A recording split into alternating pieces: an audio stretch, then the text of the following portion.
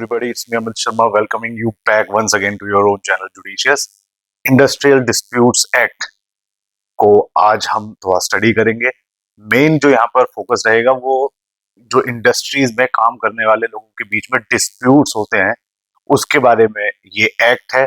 और प्रॉब्लम कुछ नहीं है, बस ये है कि मैनेजमेंट को लगता है कि वो ठीक है और लेबर को भी यही लगता है, मगर मैनेजमेंट के बारे में नहीं, अपने बारे में कि मैनेजमेंट गलत है, हम ठीक है। तो वहां से प्रॉब्लम सारी अराइज हो जाती है।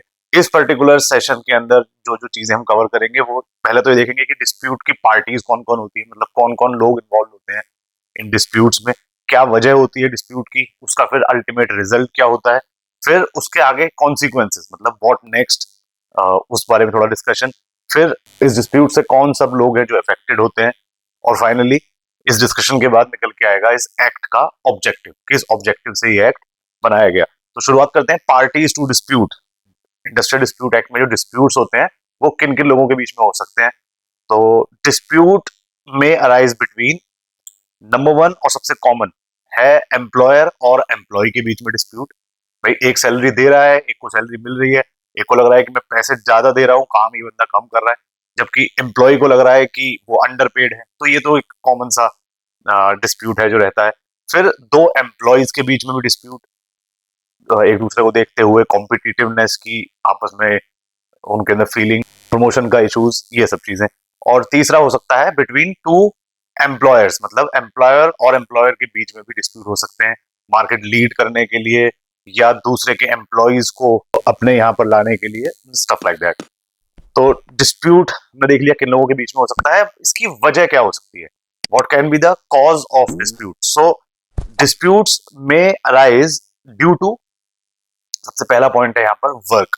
अच्छा, वर्क, काम को लेकर डिस्प्यूट। वर्क की अगर बात करें तो वर्किंग आवर्स को लेकर डिस्प्यूट हो सकता है कि बहुत ज्यादा लंबे वर्किंग आवर्स है, पर्सनल हमें कुछ टाइम मिल नहीं रहा, तो वर्कर उस वजह से परेशान। या फिर वर्किंग कंडीशंस अच्छी ना हो, जो हमने पहले देखे थे, हेल्थ सेफ्टी और welfare provisions, workman compensation act जो हमने पहले कवर करा है, मैं उसको यहाँ पर लिंक भी डाल दूंगा।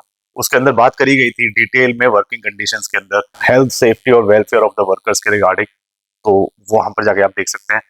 और डिस्प्यूट्स किस वजह से हो सकते हैं, वेजेस को लेकर हो सकते हैं कि वेजेस का अमाउंट वर्कर को लग रहा है कि वो अंडरपेड है, वेजेस रिवाइज होनी चाहिए। या फिर पेमेंट टाइम, मतलब वेज वैसे तो ठीक है मगर जो पेमेंट है वो रेगुलरली नहीं आती या बहुत टाइम बाद वो पे करते हैं, 2-2 महीने की सैलरी रुक जाती है, 3 महीने की, ये भी डिस्प्यूट की वजह हो सकती है। उसके आगे payment of compensation, workmen's compensation act, ये भी हम कवर कर चुके हैं, मैं फिर यहाँ पर एक बार इस एक्ट का भी लिंक आपके लिए डाल दूंगा। तो वहां पर हमने बात करी थी कि वर्कमैन को अगर काम करते टाइम कोई इंजरी या उसकी डेथ हो जाए तो कंपनसेशन देना पड़ता है। यहाँ पर हम बेसिकली देखेंगे कि जो इस एक्ट के हिसाब से जो डिस्प्यूट्स हैं वो कंपनसेशन को लेकर हो सकते हैं ले ऑफ के केस में भी, जब कंपनी ने मासिव लेवल पर लोगों को निकाला हो तो उन्हें कंपनसेट करना पड़ेगा, या रिट्रेंचमेंट करा हो कंपनी ने, जिसको छटनी बोलते हैं, जिसमें कि डाउन साइजिंग कर दी जाती है डिपार्टमेंट्स की। स्ट्रेट अवे सब लोगों को नहीं निकाला जाता, बस आइडेंटिफाई करके कुछ लोगों को रिमूव कर देते हैं जो उन्हें लगता है कि out of the given lot उतने ज्यादा मैनेजमेंट के हिसाब से उतने कॉम्पिटेंट नहीं है, तो रिट्रेंचमेंट। और तीसरा उस एक्ट में जो हमने देखा था, अगर कोई एक्सीडेंट हो जाता है तो उस केस में भी पेमेंट ऑफ कंपनसेशन बनता है। तो इन कंपनसेशन को लेकर भी डिस्प्यूट हो सकते हैं कि आपने कंपनसेशन नहीं दिया, राइट। अच्छा, अब इन डिस्प्यूट्स का रिजल्ट क्या होगा, डिस्प्यूट तो हो गया, अब उसका रिजल्ट क्या होगा। तो डिस्प्यूट्स में रिजल्ट इन बैड या फिर हैम्पर्ड या स्टिफ रिलेशंस हो जाएंगे between the employer and the employee, मतलब उनके आपस के जो रिलेशंस हैं वो बेकार हो जाएंगे उन डिस्प्यूट्स के चलते। बहुत ऑब्वियस सी बात है। नेक्स्ट वील सी कि what would be the consequences of dispute. Dispute तो हो गया, अब इसका कॉन्सिक्वेंस क्या होगा वो देख लेते हैं। सो डिस्प्यूट्स में लीड टू, डिस्प्यूट्स की वजह से क्या होगा, एम्प्लॉयर कुछ एक्शन लेगा, डिस्प्यूट में है वो विद द एम्प्लॉय या विद अनदर एम्प्लॉयर, तो वो कुछ तो करेगा ना। तो एम्प्लॉयर क्या कर सकता है, ले ऑफ कर सकता है अपने वर्कर्स को, या फिर हो सकता है वो लॉकआउट कर दे, फैक्ट्री के अंदर तालाबंदी कर दे कि मैं काम नहीं करवा रहा, just to teach the work employees a lesson. तो ये काम भी एम्प्लॉयर कर सकता है। फिर हो सकता है वो रिट्रेंचमेंट करे या फिर ऑल टुगेदर बिजनेस को ही बंद कर दे। ये कुछ एम्प्लॉयर के एक्शन है जो डिस्प्यूट के चलते वो ले सकता है। सिमिलरली एम्प्लॉयज भी कुछ एक्शन लेंगे डिस्प्यूट के केस में, तो हर आदमी कुछ ना कुछ करता है। तो यहाँ पर स्ट्राइक्स कर सकते हैं एम्प्लॉयज, इकट्ठे होकर स्ट्राइक कर दी, उन्होंने काम नहीं कर रहे, या एजिटेशन, धरना प्रदर्शन, इस तरह की चीजें भी एम्प्लॉयज कर सकते हैं। और वर्स्ट केस सिनेरियो में they might also cause damage to the property of employer. ये इसके कॉन्सिक्वेंसेस हो सकते हैं डिस्प्यूट के। अच्छा, अब इस डिस्प्यूट की वजह से कौन लोग अफेक्टेड होंगे, ये थोड़ा समझने की चीज है। देखिए, who are going to be affected due to this dispute? So first is obviously employer तो अफेक्ट होगा ही होगा, उसकी फैक्ट्री में काम नहीं हो रहा या जो कुछ भी स्ट्राइक हो रही है। एम्प्लॉय भी अफेक्टेड होगा, उसको ले ऑफ किया जा सकता है, रिट्रेंचमेंट हो जाए उसके साथ, या बिजनेस ही बंद कर दे एम्प्लॉयर, तो एम्प्लॉय घर बैठा हुआ है, तो ये दोनों अफेक्टेड हो गए।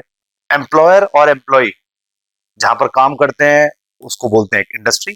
तो जब एम्प्लॉयर और एम्प्लॉय दोनों के बीच में ये डिस्प्यूट रहेगा तो ओवरऑल वो इंडस्ट्री के ओवरऑल आउटकम पर भी असर पड़ेगा इसका नेगेटिव। अब ये इंडस्ट्री किसी ना किसी स्टेट में लोकेटेड होगी, तो उस स्टेट का, उस पर्टिकुलर इंडस्ट्री का आउटपुट कम हो जाएगा, ग्रोथ हैम्पर्ड हो जाएगी। और ऐसा अगर 2-4 स्टेट्स में हो गया तो ओवरऑल पूरी कंट्री पर इस डिस्प्यूट का असर पड़ेगा। बहुत जेन्युइन सी चीज है। तो इस चीज को देखते हुए ऑब्जेक्टिव जो था इंडस्ट्रियल डिस्प्यूट एक्ट का, कि हम किस वजह से ये एक्ट लेके आए हैं, आपको मैंने बता ही दिया। एक स्टेटेड ऑब्जेक्टिव इन्होंने लिखा हुआ है कि maintenance of peaceful work culture in the industry in India. ये ऑब्जेक्टिव था इंडस्ट्रियल डिस्प्यूट्स एक्ट 1947 का। I hope you got the hang of it and stay tuned, बने रहिएगा मेरे साथ, आगे कंटिन्यू करते रहेंगे with more such sessions. Till the time we meet next, it's me, Amit Sharma, signing off. Bye bye and take care. Thank you so much.